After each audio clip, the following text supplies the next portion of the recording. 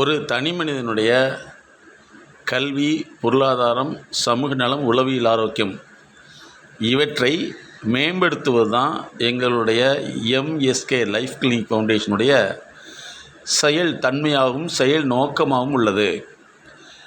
இப்படி தனி மனிதனுடைய வளர்ச்சி, அதாவது இண்டிவிஜுவலுடைய டெவலப்மெண்ட் அண்டு டிஸார்டர், அந்த தனி மனிதன் வளர்ச்சி அடைவதற்கான வழிவகைகள், வளர்ச்சியில் பின்னடைந்து இருப்பதற்கான காரணங்களை கண்டறிந்து மாற்றும் யுக்திகள், சிகிச்சைகள், அதேபோல் ஒரு நிறுவன வளர்ச்சிக்கும் நிறுவனம் வளர்ச்சி இல்லாமல் அது நஷ்டமடைவதை கண்டறிந்து மாற்றக்கூடிய உளவியல் நுட்பத்தையும், அதேபோல் கல்வி நிறுவனங்கள் இன்ஸ்டியூஷன் என்று சொல்லக்கூடிய அந்த நிறுவனங்களுடைய வளர்ச்சி அல்லது வளர்ச்சியின்மைக்கான காரணங்களை கண்டறிந்து அவற்றினுடைய செயல் திட்டத்தை உருவாக்கி அதை செயல்படுத்துவது எங்களுடைய சிறப்பு நோக்கமாக இருக்கிறது. அப்போ ஒரு தனி மனிதனாக இருக்கட்டும், நிறுவனமாக இருக்கட்டும், இன்ஸ்டியூஷன் அதாவது தனி மனிதனாக இருக்கட்டும், நிறுவனமாக அதாவது தனி மனிதனாக இருக்கட்டும், தொழிற்சாலையாக இருக்கட்டும், நிறுவனமாக இருக்கட்டும், இவை வளர்ச்சி அடையலைன்னா தான் அது டெவலப்மெண்ட்டுக்கு பதிலாக டிப்ரெஷனுக்கு போயிடுது. ஸோ இவற்றை கண்டறிந்து எப்படி மருத்துவர்கள் உடல் நோயை கண்டறிகிறார்களோ அல்லது உடல் சீரமைப்பை உடல் சீராக இயங்குவதை தடுக்கும் காரணங்களை கண்டறிகிறார்களோ, அதேபோல் ஒரு தனி மனித தொழிற்சாலை நிறுவன வளர்ச்சியின்மை வளர்ச்சியை தடுக்கும் காரணங்களை கண்டறிந்து மாற்றுவது தான் எங்களுடைய சிறப்பு நோக்கமாக இருக்கிறது. உங்களுடைய இத்தனை வயசில் உங்களுடைய வளர்ச்சிக்காக யாராவது டாக்டரை பார்த்துருக்கீங்களா? வளர்ச்சிக்காக, ஹெல்த்துக்காக எதுக்காக பார்க்குறோம்? ஹெல்த்துக்கு எதுக்கு பார்க்குறோம்? நாங்கள் நிறைய டாப் பீப்புள்ஸ்கிட்ட கன்சல்டன்சி கொடுக்குறோம். சாதாரண ஒரு மனிதன் தெரிஞ்சுக்கிறதுக்கும் அவங்க தெரிஞ்சுக்கிறதுக்கும் கேப் 100 வருஷம். இப்போ ஹெல்த் அப்படிங்கிறதுக்கு உங்களுக்கு என்ன சொல்லி கொடுத்துருக்காங்க? எல்லாமே சொந்தமாக எதுவுமே கிடையாது. உங்களுக்கு சொல்லி கொடுக்கப்பட்டது தான் நீங்கள் ரிப்பீட்டேட்டிவாக பண்ணிகிட்ருக்கீங்க. இது நீங்களும் இப்படி தான் பண்ணுவீங்க, உங்கள் சந்ததிக்கு தான் சொல்லிக் கொடுப்பீங்க. அந்த டிரைவர் எங்ககிட்ட பேசிகிட்டே வர்றாப்புல ஒரு வார்த்தையை சொன்னாப்புல, என்னென்னா, சார் ஒவ்வொரு மனிதனுடைய டிஎன்ஏவும் தூண்டப்படுது, அவருடைய வார்த்தையில் தூண்டப்படுது, அது யானைகளுக்கும் இருக்குது, மற்ற மிருகங்களுக்கும் இருக்குது, இது உண்மையா சார்? நான் படிச்சிருக்கேன் அப்படின்னு கேட்டாப்புல. ஒரு டிரைவர் எங்களை பார்த்து இந்த கேள்வி கேட்குறாப்புலின்னா அவர் எதை புரிஞ்சிருப்பார்? எங்களை பார்த்தோன்னே நாங்கள் யாருன்னே சொல்லலை, அவங்களுடைய இன்சைட் எப்படி இருக்குது? உடனே நாங்கள் இதை பற்றியான புக்கெல்லாம் எழுதியிருக்கோம், அமேசானில் அவைலபிள் சொன்னோம். சார் சொல்லுங்கள் சார்னு இம்மிடியேட்டாக எங்கள் டீட்டெயிலாம் டிரைவர் நோட் பண்ணுறாப்புல. நோட் பண்ணிவிட்டு எங்களுடைய அஃபிஷியல் சேனல்லாம் கேட்டுட்டு, சார் உங்கள் அஃபிஷியல் சேனல் என்னன்னு சொல்லிவிட்டு எம்எஸ்கே லைஃப் டீம் உடனே சப்ஸ்கிரைப் பண்ணிட்டாப்புல. சரி, இப்போ ஏன் ஹெல்த் அப்படின்னா நல்லா ஞாபகத்தில் வச்சுங்க, நோய்வாய்ப்பட்டு நீங்கள் மருத்துவத்துக்கு போனீங்கன்னா அது பேர் ஹெல்த். அப்போ நீங்கள் போகிறது எதுக்குன்னா நோயை க்யூர் பண்ணுறக்கா, செத்து போயிடக்கூடாதுங்கிற பயத்துக்கா? இல்லை, செத்து போகக்கூடாதுங்கிற பயத்துக்கு தான். அதிகமாக அந்த வேர்டுடைய லிங்குஸ்டிக் மீனிங் அதுதான். வார்த்தையை நீங்கள் எப்படி புரிஞ்சுருக்கீங்கன்னா உங்களுக்கு என்ன சொல்லி கொடுத்தாங்களோ அப்படி தான் புரிஞ்சுருக்கோம். ஆனால் இந்த கார்ப்பரேட்னு சொல்கிறாங்கல்ல, கார்ப்பரேட்னு அர்த்தம் தெரியுமா? கார்ப்பரேட் அப்படின்னா ஒரு 10 பேர்த்துக்கு வேலை கொடுக்கக்கூடிய நிறுவனம்னு அர்த்தம். கார்ப்பரேட்டே மோசங்கிறான். ஆனால் ஆக்சுவலாக எது மோசம் தெரியுமா? குளோபலைசேஷன் ஒன்று இருக்குது. குளோபலைசேஷன் அப்படின்னா என்னென்னா, உன்னுடைய பொருள் உன்னோடையது இல்லை, என்னுடையது அப்படிங்கிறது தான் மோசம். ஆனால் அதை பற்றி யாராவது பேசுகிறாங்களா? இல்லை நம்மளும் அதை பற்றி தெரிஞ்சுக்கிறோமா? அடுத்து இன்னொன்று இருக்குது, இதெல்லாம் 10th பாடமாக இருக்குது இப்போ சிலபஸில். இம்பீரியலிசம்னா நீ இங்கே இருப்ப, ஒன்றை இன்னொருத்தன் கண்ட்ரோல் பண்ணுவான், அதுக்கு பேர் இம்பீரியலிசம். உன் ஃபேமிலி உங்கள்கிட்ட இருக்கும், ஆனால் உன் ஃபேமிலியை இன்னொருத்தன் கண்ட்ரோல் பண்ணுவான், அதுக்கு பேர் இம்பீரியலிசம். ஃபாலோ பண்ண முடியுது உங்களுக்கு? ஆட்சி உங்கள்கிட்ட இருக்கும், ஆனால் அவன் சொல்கிறது தான் கேட்கணும், இதுக்கு பேர் இம்பீரியலிசம். இது எங்கே இருக்குது? 10th பாடத்தில் இருக்குது. அதுக்கு அடுத்து காலனிசம்னா நீங்கள் வந்து இங்கே இருப்பீங்க, வேற ஒருத்தர் கூப்பிட்டு வந்து அவங்களுக்கு தான் இதுன்னு சொல்லிடுவாங்க. இதெல்லாம் சப்ஜெக்ட். அப்போ என்னென்னா கார்ப்பரேட்னா பெருநிறுவனம்னு அர்த்தம். நான் முதல்ல ஒரு கேள்வி கேட்டேன், நீங்கள் இது வரைக்கும் உங்களுடைய வளர்ச்சிக்காக டாக்டர்கிட்ட போயிருக்கியான்னு சொல்லி. நீங்கள் போனது வந்து உங்களுடைய நோய்க்காகத்தான் போயிருக்கீங்க, வளர்ச்சிக்காக போனதே இல்லை. வளர்ச்சிக்காக போகணும் அப்படிங்கிறது எப்போ தெரியுமா உருவாக்கப்பட்டது? 1879. டவுன் ஹால் எப்போ உருவாக்கப்பட்டது தெரியுமா? 1892. 879லேயே உங்களுடைய மைண்டை செக் பண்ணுறதுக்கு லேப் உருவாக்கிட்டாங்க. இது யாருக்காவது தெரியுமா? அப்போ இந்த துறை யாருக்கு? வளர்ச்சிக்கான துறை யாருக்கு அப்படின்னு ஒரு கேள்வி இது வரைக்கும் யாராவது உங்களுக்கு சொல்லியிருக்காங்களா? எந்த வருஷத்தில் வாழ்கிறீங்க? 2024. இன்னும் 100 வருஷமானாலும் இது இப்படி தான் இருக்கும். நமக்கு பார்க்குற செய்தி அடிப்படையிலே நம்ம நடந்துக்குமே தவிர அதுக்கு அப்புறம் நம்மளால் எதையுமே கணிக்க முடியாது. உதாரணத்துக்கு வந்து உளவுத்துறைன்னு கேள்விப்பட்டிருக்கீங்களா? அது யாருக்கு? மக்களாக வச்சுருக்காங்க? அரசனுக்கு தான். அவன் பாதுகாக்கிறது தான் உளவுத்துறை வச்சுருக்கான். அரசனை பாதுகாக்கிறது தான் உளவுத்துறை. அதனால தான் ஒற்றாமை அப்படிங்கிறத திருவள்ளுவர் அந்த காலத்துலேயும் சொல்லியிருக்கார். சரியா? நல்லா தெரிஞ்சுக்கணும். உங்களுடைய தெரிஞ்சு வச்ச செய்திகள் எல்லாமே உங்களுக்கு தவறாக சொல்லி கொடுத்துருப்பாங்க. அப்போ உளவுத்துறை யாருக்கு? அரசனுக்கு. அப்போ உளவியல் துறை யாருக்கு? அதுவும் அரசனுக்கு தான். அப்போ உடலியல் யாருக்கு? Ordinary people. உடல் நலம் யாருக்கு? ஆர்டினரி. உளவியல் நலம் யாருக்கு? அரசனுக்கு. உளவுத்துறை, உளவியல் துறைங்கிறது பெருநிறுவன அதிபர்கள், அரசர்கள் என்று பயன்படுத்த வேண்டிய விஷயம். ஃபாலோ பண்ண முடியுதா? சாதாரண மக்களுக்கு இது இல்லை, ஏன்னா வரவும் மாட்டாங்க. உடல் நலத்துக்கு பிரச்சனைனா போயிடுவீங்க. உங்களுடைய வாழ்க்கையில் பிரச்சனைனா வளர்ச்சிக்கு யாருக்காவது போகணும்னு சொல்லி கொடுத்துருக்காங்களா? இது வரைக்கும் சொன்னதே இல்லை. ஆனால் இதை வந்து ஒரு சப்ஜெக்டாக பிஎட்டில் வச்சுருக்காங்க. ஆனால் அவங்களுக்கே அது தெரியாது. தெரிஞ்ச விஷயத்த அதை சரியாக இருந்தால் அதை கண்டினியூ பண்ணணும், அது தவறாக இருந்தால் மாற்றி அமைச்சுக்கணும். ஓகே, இண்டஸ்ட்ரி இருக்குது, இது வளர்ச்சி இருக்குது. இந்த இண்டஸ்ட்ரி வந்து வளர்ச்சிக்கான கன்சல்டன்ட் மேக்ஸிமம் இண்டஸ்ட்ரியில் வச்சுருப்பாங்க. பாலிட்டிக்ஸாக இருக்கட்டும், எல்லா நிறுவனமாகட்டும் வளர்ச்சிக்கான கன்சல்டன்ட் வச்சுருக்காங்க. ஆனால் நம்மளுடைய வளர்ச்சிக்கான கன்சல்டன்ட் நம்ம பார்த்துருக்கோமா? இல்லவே இல்லை. நீங்களாம் பார்க்கக்கூடாதுங்கிறதுக்காக தான் உங்கள் குழந்தைகள் என்ன பண்ண வைக்கிறாங்கன்னா டியூஷன் போக வைக்கிறாங்க. எல்லாத்துக்கும் கை இருக்கிற மாதிரி, எல்லாத்துக்கும் கண் இருக்கிற மாதிரி, எல்லாத்துக்கும் மூளை இருக்கும். அது என்ன செய்யும்னா உங்கள் உடம்பை தான் ஆப்ரேட் பண்ணும், உங்கள் லைஃபை அல்ல. லைஃப்னா என்னென்னு தெரியுமா? இப்போ நீங்கள் கொஞ்சம் நேரத்துக்கு முன்னாடி கேட்டீங்க, அவர் அப்ளை வந்தது யார்? சார் ஹெச்ஆரா மேனேஜர் இல்லையா? ஃபார்முலா கேட்டீங்க, அப்படி தானே? அந்த ஃபார்முலா மெட்டல் ஃபார்முலாவை யார் இன்வெர்ட் பண்ணாங்கன்னு நமக்கு தெரியுமா?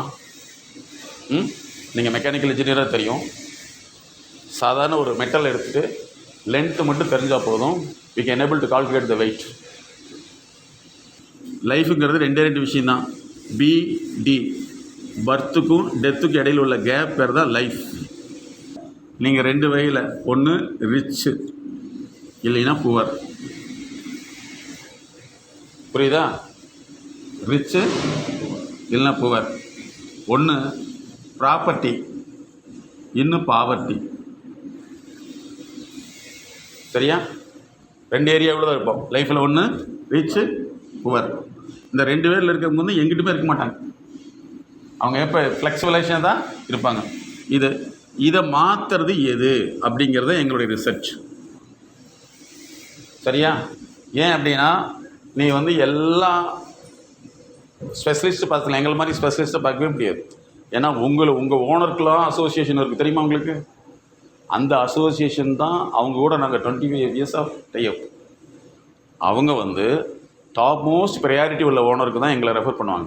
எங்கள்கிட்ட ஒரு எல்கேஜி குழந்தைய கூப்பிட்டு வந்தீங்கன்னா நாங்கள் கன்சல்ட்டிங் எங்கள் கிளினிக்கில் பண்ணுறது 5000 rupees for initial. 3 months 2.5 lakhs பண்ணுறோம். ஏன்னா எல்லாமே ரிசர்ச் பேஸ்டு. எங்கள் கூட 32 சயின்ஸ் அப்போ எங்களுடைய R&D இதுதான். அப்போ வந்து இதை ஆப்ரேட் பண்ணுறது எது அப்படின்னா, ஒரு மனுஷனுக்கு வந்து 2 சிஸ்டம் இருக்குது. ஒன்று பிரெயின், இன்னொன்று மைண்டு. சரிங்களா? இந்த பிரெயின் ஒர்க் அவுட் ஆகலை, பிரெயினில் ப்ராப்ளம் ஆயிடுச்சுன்னா என்ன ஆகும்? யாராவது சொல்லுங்க பார்க்கலாம். ஏன்னா இதுதான் இன்ட்ரடக்ஷன் தான் மெயின். அதுக்கப்புறம் தான் உங்களுக்கு என்னன்னு நீங்கள் எப்படி இருப்பீங்க நீங்களே புரிஞ்சுக்குவீங்க. நீங்கள் பிரெயினில் வந்து ப்ராப்ளம் ஆகிட்டா என்ன ஆகும்? பிரெயின் வந்து டெட் ஆயிடுச்சுன்னா கோமா இல்லையா? பிரெயினில் ஏதாவது ப்ராப்ளம் ஆயிடுச்சுன்னா என்ன வரும்? சும்மா சொல்லுங்கள். எல்லாத்துக்கும் தெரியும், ஆனால் எதுவுமே தெரியாது. நம்ம தேவையில்லாத மட்டும்தான் கரெக்டாக தெரிஞ்சு வச்சுருப்போம், தேவையான விஷயத்தை தெரிஞ்சுக்க மாட்டோம். பிரெயினில் வந்து ப்ராப்ளம் ஆயிடுச்சு என்ன ஆகும்? ஒன்று பேரலைசிஸ். பேரலைசிஸ்னா தெரியுமா? பக்கவாதம் இல்லைங்களா? பிரெயின் இன்ஜுரி ஆயிடுச்சுன்னா எந்தெந்த பகுதியை ஆப்ரேஷன் பண்ணணும் அந்த பகுதி வந்து டேமேஜ் ஆயிடுச்சுன்னா அந்த பகுதி வேலை செய்யாது. சரியா? அதே மாதிரி மைண்ட்லேயும் நிறைய காம்பனண்ட் இருக்குது. ஸோ நம்ம வந்து எல்லாமே பிரெயினுக்கு தான் தெரியும். இது வந்து உங்கள் உடம்பு மட்டும்தான் இயக்கும். இதுதான் உங்கள் லைஃப்பை இயக்கிறது. சரியா? லைஃப்பை இயக்கிறது எது? உங்களுடைய மைண்டு. ஓகே, இதை வந்து எப்போ பழங்கால இலக்கியத்திலேயே அதுதான் சொல்லியிருக்காங்க. எந்த தமிழ்வாதியாரும் சொல்லித்தரவே இல்லை. அது தெரியுமா? தமிழ்வாதியாரே சொல்லவே இல்லை. திருவள்ளுவர் என்ன சொல்லியிருக்காருன்னா, மனநலம் மண்ணுயிர் காக்கம் இனநலம் எல்லா புகழும் தருங்கிறார். உங்கள் மைண்டு கரெக்டாக இருந்தால் மட்டும்தான் உனக்கு கிரியேட்டிவிட்டி வருங்கிறார். கிரியேட்டிவிட்டினா யாருக்கு வரும்னா ஓனர்ஸ். நல்லா தெரிஞ்சுங்க. ஓனர்ஸ் பணக்காரங்க அத்தனை பேர்த்துக்குமே ஹெல்த், மென்டல் ஹெல்த் அவங்களுக்கு நிறைய இருக்கும். அதனால தான் படைப்பாற்றல் அதிகமாக இருக்கும். அது வந்துருச்சுன்னா மண்ணுயிருக்கு, எல்லா உயிருக்கும் அவங்க சோறு போடுவாங்க. மண்ணுயிருக்கு ஆக்கம். அதை பண்ணனா அவங்க அடுத்த ஒரு இனநிலம் வரும். அதனால தான் நிறைய பார்த்தீங்கன்னா சோஷியல் ஒர்க்கில் அவங்க ஈடுபடுவாங்க. ஸோ அது என்ன ஆகும்னா இனநிலம் எல்லா புகழும் யாருக்கு தெரியும்? அவங்களுக்கு தெரியும். இது எப்போ சொன்னது? 2000 வருஷத்துக்கு முன்னாடியே மிஸ்டர் திருவள்ளுவர் சொல்லியிருக்காரு. ஆனால் இதை பற்றி யாராவது சொல்லியிருக்காங்களா? சொன்னதே இல்லை. இந்த மனப்பாட பகுதி செய்தியில் வச்சுருக்காங்களா? இதெல்லாம் வச்சுக்கவே மாட்டாங்க. சரி, மைண்டு ஒர்க் பண்ணுதா இல்லையாங்கிறது எப்படி தெரிஞ்சுக்கிறது? மைண்டுக்குன்னு லேபு எப்போ 1879 உருவாக்கப்பட்டது. எப்போ மனசு வேலை செய்தால் எவ்வளவு? 1879. விக்டோரியா காலம் எப்போ? 1892. வித்தியாசம் புரியுதா உங்களுக்கு? இந்த மைண்ட் ஒர்க் பண்ணுதாங்கிறத லேப். இந்த மைண்ட் ஒர்க் பண்ணுறதுக்கு இதுதான் இல்லையாங்கிறத சிம்பிளாக நீங்கள் தெரிஞ்சுக்கலாம். இப்போ உதாரணத்துக்கு வந்து நீங்கள் எல்லாமே ஸ்கூலில் படிச்சிருக்கீங்களா? குறைஞ்சபட்சம் 10வது வரைக்கும் வச்சுக்கலாமே. 10வதுல உங்களுக்கெல்லாம் பப்ளிக் எக்ஸாம்னு நடந்திருக்குமா? நடந்திருக்கும். 10வதுல வந்து ஏன் அதிக மார்க் எடுக்கிறீங்க யாராவது கேட்டிருக்காங்களா? 10th தானே. இதே மாதிரி டாக்டர் சொன்னால் எங்கள் கை தானேங்க. ஹலோ, நீங்கள் எந்த பதில் சொல்கிறீங்களோ அந்த பதில் எல்லாமே வந்து உங்களை மாதிரி கிளாஸ்மேட்டு தான் அங்கேயும் இருப்பாங்க. நீங்கள் யாருமே தப்பிக்கவே முடியாது. இப்போ வந்து நிறைய உங்களுக்கு இப்போ நாங்கள் சொல்கிறத கவனிக்க முடியல, லிசனிங் பண்ணுறது முடியல அப்படின்னு சொன்னால் இது டிஎன்ஏ ப்ராப்ளம். நம்ம குழந்தைகளுக்கு அதே பிரச்சனை இருக்கும். ஓகே, எனக்கு அதிகமாக போர் அடிக்குது அப்படின்னா அதனால தான் நாங்கள் இந்த போர் அடிக்குதுன்னு படிக்கவே முடியலன்னா ஏன் 2.5 lakhs பண்ணுறோம்னா அவன் வந்து 10 வருஷம் அப்படி பழக்கி வச்சுருக்காங்க. செல்ஃபோனை கொடுத்து பழக்கி வச்சுருக்காங்க. அவன் செல்ஃபோன் மட்டும் தான் பார்க்குறான். படிக்கலையும் எங்கிட்ட கூப்பிட்டு வர்றாங்க. செல்ஃபோன் எத்தனை வாங்கி கொடுத்துருப்பாங்க? ஒரு 5 ஃபோன் வாங்கி கொடுத்துருப்பாங்க இல்லையா? ஒரு 6 மாதத்துக்கு ஒரு ஃபோன் வாங்குற ஆளுகளாக இருக்காங்க. அது எவ்வளோ நெட்டில் பார்த்துருக்கான், எவ்வளோ மண்டைக்குள்ளே போட்டிருக்கான். அதை ரிலீஸ் பண்ணுறதுக்கு சும்மா முடியுமா? அவனை கூப்பிட்டு பேசினா ஒத்துருமா? அவனை நாங்கள் எங்கள் கூட கோஆர்டினேட் பண்ண வைக்கிறதுக்கு சம்டைம் 3 மாதமும் ஆகிடும். அதனால் வந்து இப்போ நீங்கள் என்ன சொன்னீங்க? 10th நாள்னு சொன்னீங்க. அதே மாதிரி யாராவது ஒரு டாக்டர் சொன்னால் ஒத்துக்குவீங்களா? ஓகே, அடுத்தது என்ன சொல்லுவீங்க பதில்?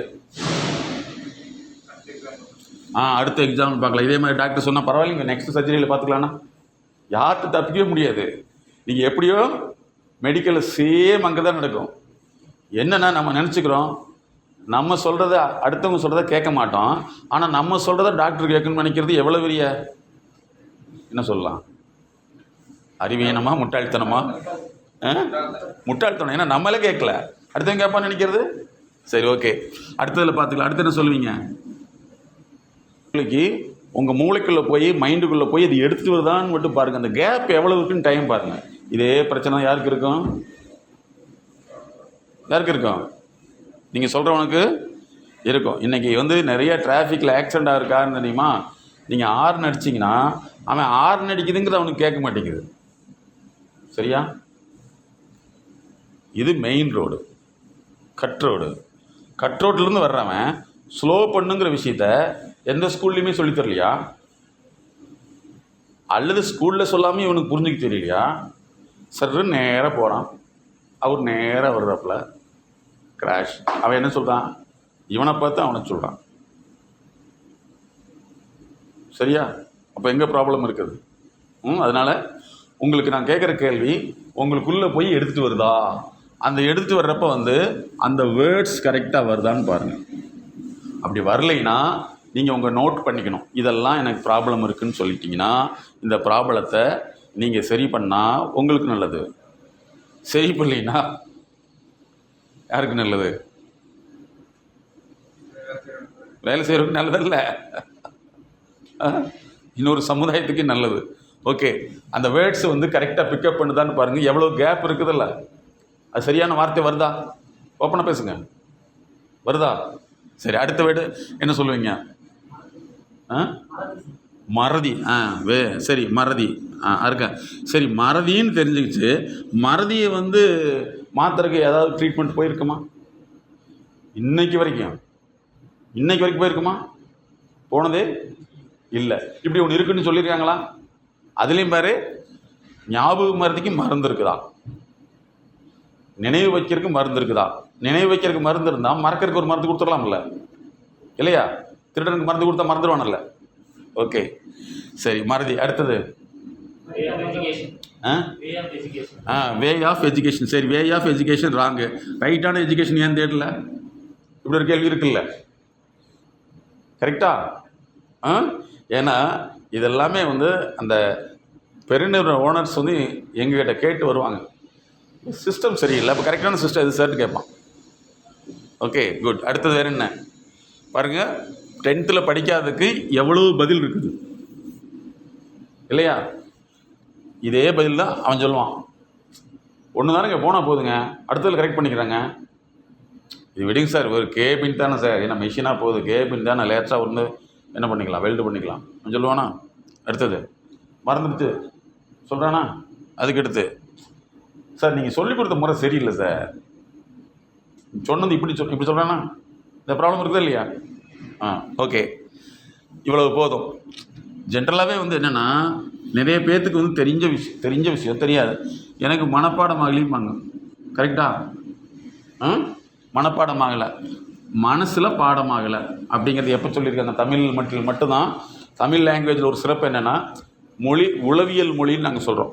தமிழுக்குன்னு எங்களுக்கு ஒரு ஆய்வு தனியாகவே நாங்கள் வச்சுருக்கோம். தமிழ் வந்து உளவியல் மொழி, மனப்பாடம்.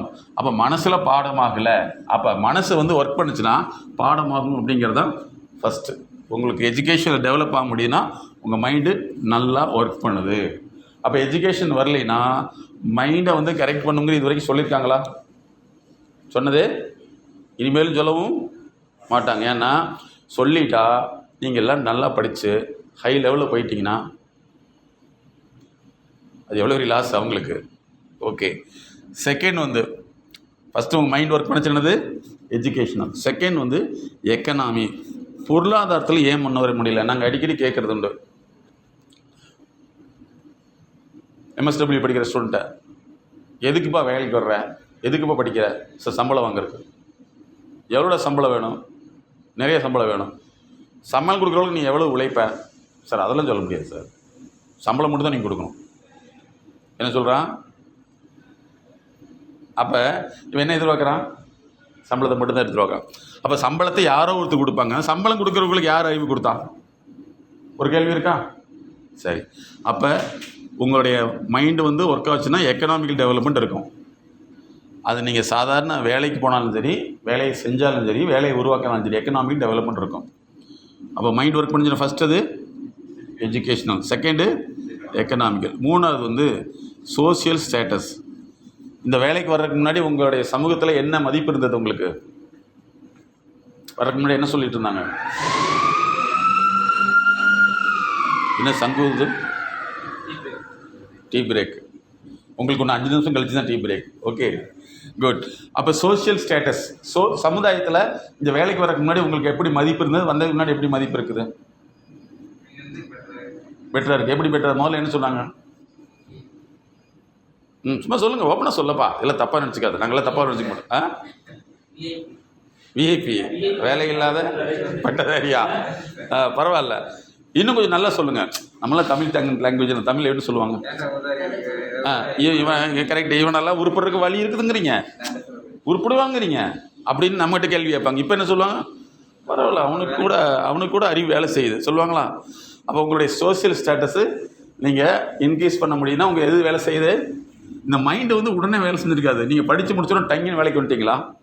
படித்து முடிச்சோன்னா கேப் இருந்திருக்கு இல்லையா? அந்த கேப்பில் பல ஆப் நடந்திருக்குமா? ஆப்பு டவுன்லோட் பண்ணியிருப்பீங்க, அவங்களும் அப்லோட் பண்ணியிருப்பாங்க. கரெக்டாக? ஓகே. ஸோ சோசியல் ஸ்டேட்டஸை உங்களால் வைக்க முடியுதுன்னா உங்களுடைய மைண்ட் ஒர்க் பண்ணு. அதுக்கடுத்து சைக்கலாஜிக்கல் ஹெல்த், இதுதான் முக்கியமான விஷயம். இதை வச்சு தான் இன்றைக்கி உலகமே நடக்குது. யாருக்குமே வந்து ஹார்ட் அட்டாக்னு ஒன்று இல்லவே இல்லை, தெரியுமா உங்களுக்கு? அந்த காலத்தில் ஹார்ட் அட்டாக் இருந்ததா? இல்லவே இல்லை. அன்னைக்கு டயபெட்டிக் இருந்ததா? இல்லவே இல்லை. பிளட் ப்ரெஷர் அன்றைக்கி இல்லவே இல்லை. அப்போ இதெல்லாம் எங்கே வந்தது அப்படின்னா, நல்லா ஞாபகத்தில் வச்சுங்க, இங்கே இருக்கக்கூடிய பிரச்சனை தான் உங்களுக்கு இங்கே பிரச்சனையாக மாறுது. என்ன பிரச்சனை? கடன் பிரச்சனை இருக்குது. நீ நிம்மதியை தூங்க முடியுமா? பல பேர் கடன் பிரச்சனை வச்சுக்கிட்டு தூக்கமே வரல சார்னு சாப்பிட்றான், மருந்து சாப்பிட்றான். மருந்து சாப்பிட்டா தூக்கம் வருமா? தூக்கம் வரக்கூடிய மருந்து இருக்குதா? மருந்து சாப்பிட்டா மயக்கம் வருமா, தூக்கம் வருமா? எது கரெக்டு? நமக்கு என்ன சொல்லியிருக்காங்க?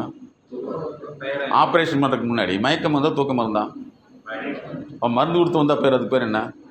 ஆனால் நம்ம என்ன சொல்கிறோம் பார்த்தீங்களா, எவ்வளோ வித்தியாசம்னு சொல்லிட்டு. இதை யாரும் சொல்லியிருக்குமா? ஸ்லீப்பிங்கிறது என்ன அப்படின்னா,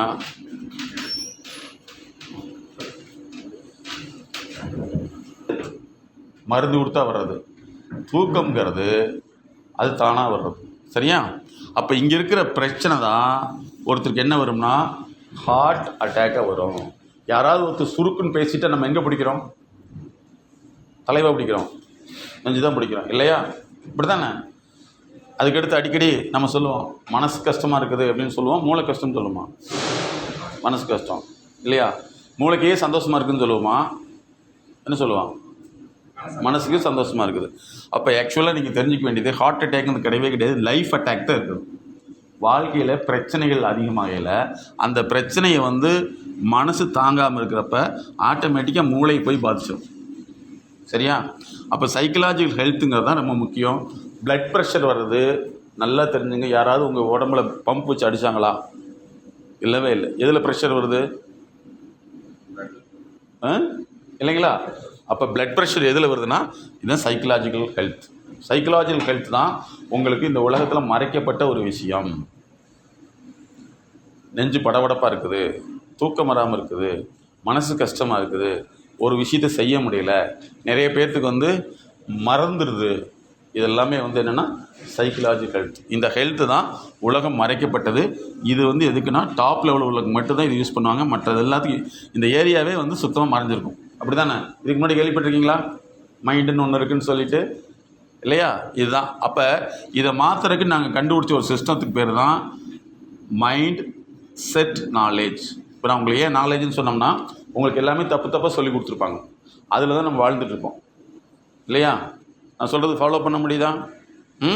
அப்போ இதை 4 மாத்திரக்கு தான் மைண்ட் செட் நாலேஜ்னு கொண்டு வந்தோம். இப்போ இந்த மைண்ட் செட் நாலேஜ் தான் எங்களுடைய கண்டுபிடிப்பு. புரிஞ்சுதா உங்களுக்கு?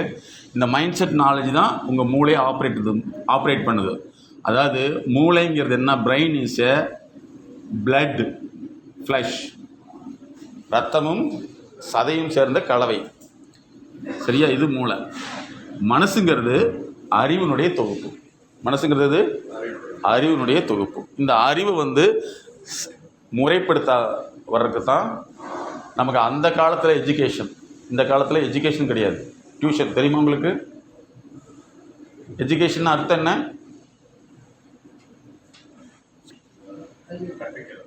கற்பித்தல், அது வேறு.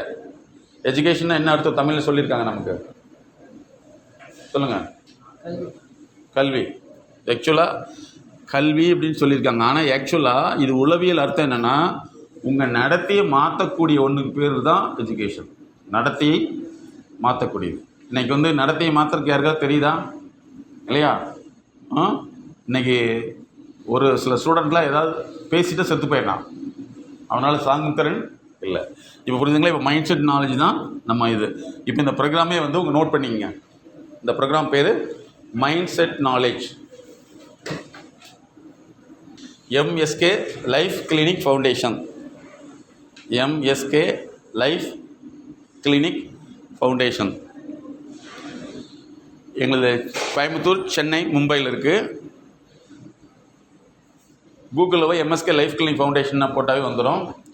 சமீபத்தில் வந்து இன்டர்நேஷ்னல் லெவலில் எங்கள் வெப்சைட்டே ஹேக் பண்ணிட்டாங்க. ஏன்னா அதில் நிறைய உலகத்துக்கு நல்ல விஷயங்கள் போடுறதுனால, நல்ல விஷயங்கள் போட்டால் நல்லவங்களுக்கு பிடிக்காதல்லவா, இப்படிதானே? அதனால் எங்கள் செல் நம்பர் எழுதிங்க. 93 600 53 930. 93 600 53 930. மேடம் வந்து சைக்காலஜிஸ்ட் எம்எஸ்கே பிரியா. எம்எஸ்கேங்கிறது எங்களுடைய ரிசர்ச் எல்லாமே எம்எஸ்கே பிரியா. அவங்க வந்து பெண்களுக்கும் பெண் குழந்தைகளுக்காகவும் உலகிலேயே முதலாக சைக்கலாஜிக்கல் ஃபஸ்ட் எய்டு, இப்போ நீங்கள் ஃபஸ்ட் எய்டு இண்டஸ்ட்ரியில் வச்சுருக்கீங்கள, அதே மாதிரி சைக்கலாஜிக்கல் ஃபஸ்ட் எய்டு பெண்களுக்கும் தனியாக வச்சுருக்காங்க. ஃபஸ்ட் எய்டு எப்போ கால் பண்ணாலும் ஃபஸ்ட்டு ஃப்ரீ. அதுக்கப்புறம் தான் அவங்க அந்த பிரச்சனைக்கு தகுந்த மாதிரி கன்சல்டிங் சார்ஜஸ் பண்ணுவாங்க. அவங்களுடைய நம்பர் வந்து 93 602 53 930.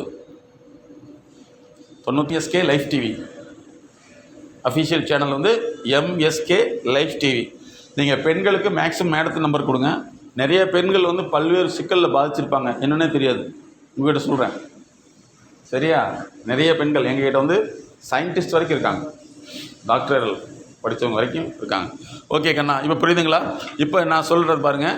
இந்த மைண்ட் செட் நாலேஜை நீங்கள் இப்போ அப்டேட் பண்ணுறதுனால என்ன உங்களுக்கு பெனிஃபிட்னா, யூமேபி உங்களுடைய டிஎன்ஏ மாறும். அடுத்து நெக்ஸ்ட் டைம் வந்து நீங்கள் உங்களை மாற்றிட்டு போயில உங்களுடைய வளர்ச்சி வந்து வரும், சரியா? ஃபிக்ஸ்டு நாலேஜ் இருக்குல்ல, ஃபிக்ஸ்டு அறிவு ஃபெயிலியர்.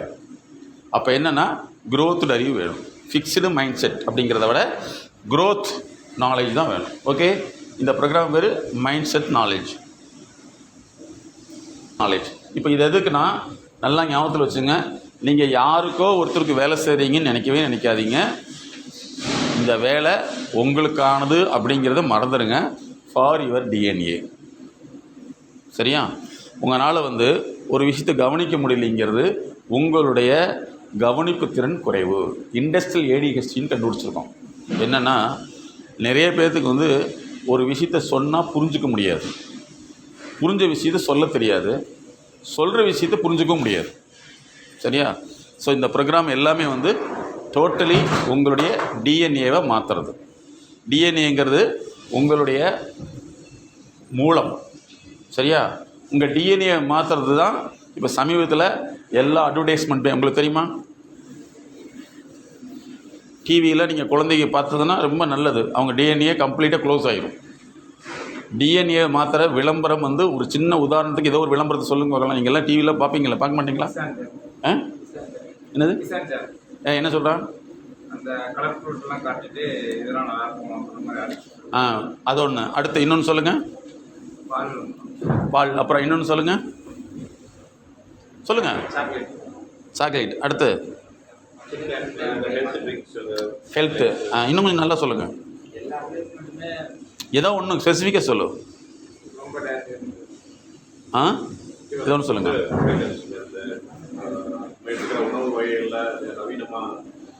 கொஞ்ச நேரத்துக்கு எதுவுமே செய்யாமல் இருங்க, புரியுதா? அது குழந்தைகளுக்கு என்ன மனசில் பதியும்? பெரியவங்களுக்கே இது பதிய மாட்டேங்குது. சும்மா இருந்தால் நல்லா இரு, அங்கே மேலேருந்து இடிஞ்சு விழுந்துட்டு இருக்கோம், என் பாட்டில் சாக்லேட் சாப்பிட்ற மாதிரி காமிப்பான். அப்படின்னு அர்த்தம், ஏன் இடிஞ்சு விழுந்தாலும் சரி நீ உன் வேலையை பாரு, திங்கிறதுல கரெக்டாக. அடுத்து இன்னொன்று, உங்கள் டாய்லெட் சுத்தமாக இருக்குதா? கரெக்டாக அடுத்து நேராக பாருங்கள், வாய் வாய் மலவாய். புரியுது உங்களுக்கு? சாப்பிட்றது பாத்ரூம் போது ரெண்டு எப்படி கனெக்ட் பண்ணுறான்? உங்கள் வாய் கிருமி இருக்கா? அதுக்கடுத்து நேராக என்ன வர்றான்? உங்கள் டாய்லெட்டு கிருமி இருக்கா? கனெக்ட் பண்ணுறானா? இப்போ நிறைய குழந்தைகளுக்கு இந்த ப்ராப்ளம் ஃபார்ம் ஆயிடுச்சு. அவனுக்குள்ள உள் பயம் இருக்குது. இது எப்போ வெளிப்படுது? எங்களுக்கு 32 வயசில் ட்ரீட்மெண்ட் வரும். இந்த டாய்லெட் கிளீனிங் இப்போ மட்டும் வரல, ரொம்ப வருஷமாகவே வந்துட்டுருக்குது. இப்போ என்னென்னா, பாத்ரூம் போனால் கஷ்டமாக இருக்குது, பாத்ரூம் போய் இதெல்லாம் டிஎன்ஏ மாற்றுறதுனால இந்த ப்ரோக்ராம் ஃபுல் அண்ட் ஃபுல் நீங்கள் உங்களுக்காக வேலை செய்கிறதே கிடையாது. இப்போ நான் எவ்வளோ விஷயத்த உங்களுக்கு சொன்னோம். இதெல்லாம் எதுக்கு நாங்கள் தெரிஞ்சுக்கிட்டோம்னா, நம்ம சொசைட்டிக்கு நம்மளுடைய வாழ்நாளில் ஏதாவது ஒரு விஷயத்தை செய்யறதுனால என்ன பெனிஃபிட்னா, இதுதான் நம்ம பிறந்ததுக்கு உண்டான பலன் இல்லைங்களா? அப்போ ஏதாவது ஒன்று செய்யணுங்கிறதுக்காக தான் வேர்ல்டு ஃபஸ்ட்டு கிளினிக் நாங்கள் லைஃப்க்குன்னு கிளினிக் ஸ்டார்ட் பண்ணோம். நாங்கள் தான் வேர்ல்டு ஃபஸ்ட்டு கண்ணுக்கு மூக்குக்கு வாய் கிளினிக், லைஃப்க்குன்னு கிளினிக். லைஃப் கிளினிக் என்ன பண்ணுது? 4 ஏரியாவில் ஒன்று டெவலப் பண்ணுது. ஒன்று educational, economy, social status, health, psychological health. சரியா? இதுதான் எங்களுடைய அச்சீவ்மெண்ட். ஓகே, சரி. இப்போ நம்ம என்ன பார்க்கலான்னா,